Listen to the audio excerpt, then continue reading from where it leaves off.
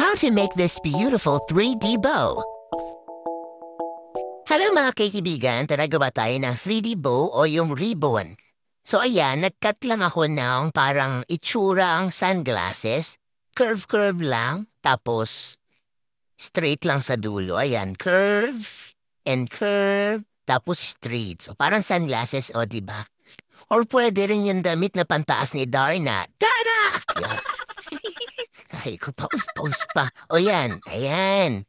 So, ititiklop lang natin siya sa gitna, tapos, ayan, kukulubutin nyo lang siya para medyo realistic yung itsura niya. So, ayan, di ba?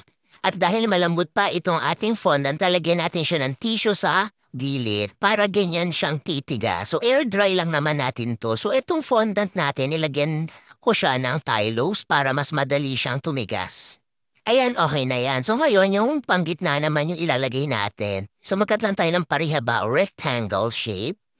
Tapos ano lang, yun na, ibabalot lang natin siya. So yan, kukulubutin lang natin and then ibabalot natin dun sa gitna. Okay na yan yung ibang bow, ganyan lang, wala nang mga lawit pa sa baba. Pero itong gagawin natin, lalagyan pa natin ng yung buntot o yung pinakalawit ng ribbon, di ba?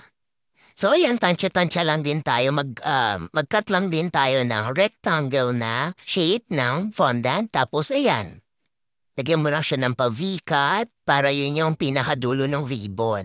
So ayan na, tapos na yan, tapos i-air dry lang natin.